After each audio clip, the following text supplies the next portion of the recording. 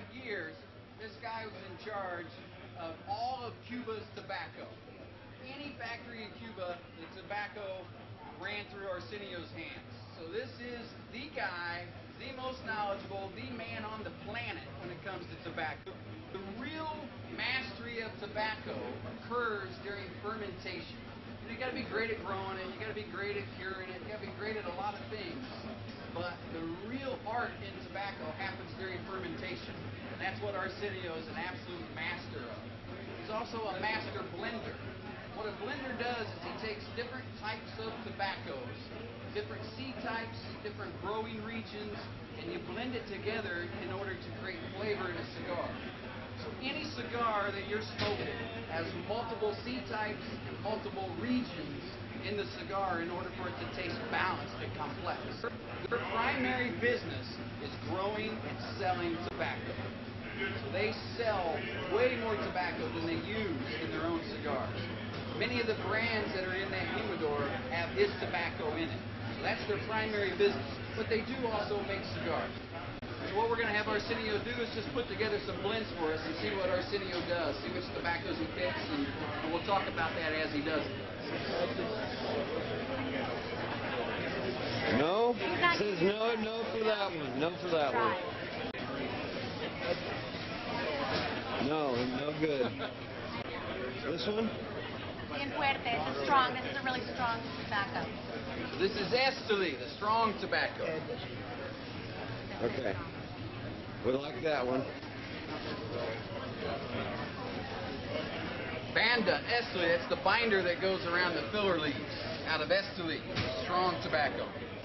The one here is to wrap it all up. He's going to use this to cover everything. The wrapper.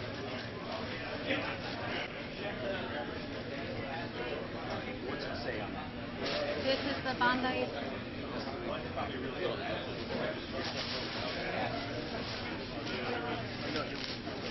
So I'm going to pass this around. Take it like this. Stick your nose in it and really smell what this smells like.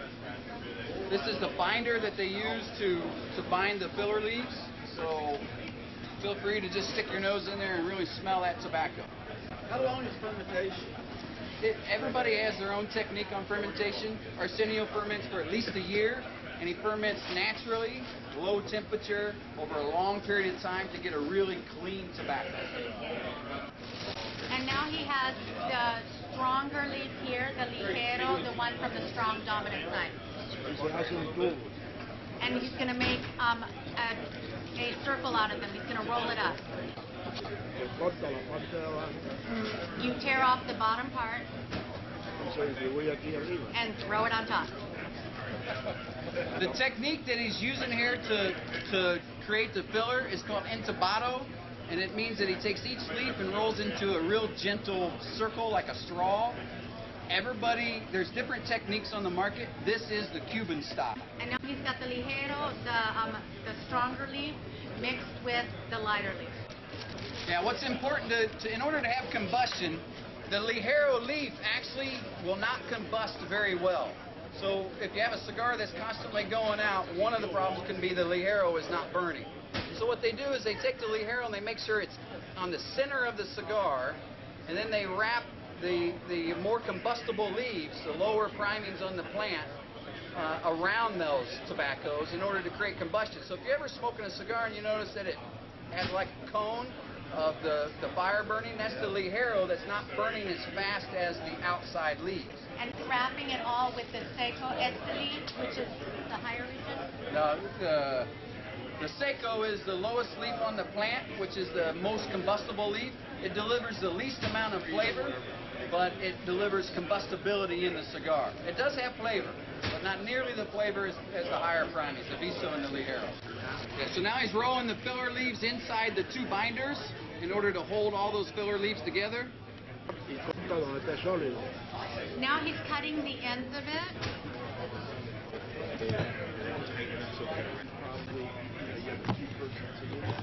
So normally they put it in a press for, everybody's different. How long do you guys do it in a press? Overnight, 12 hours?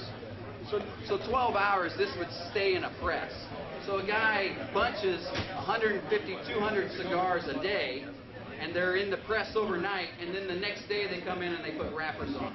Yeah, if you look at a tobacco leaf, as you know, the end of a leaf is much softer and thinner than towards the vein. And so the part of the leaf that he's going to use is the outer portion of the leaf because it's much thinner and is going to be a much smoother wrap.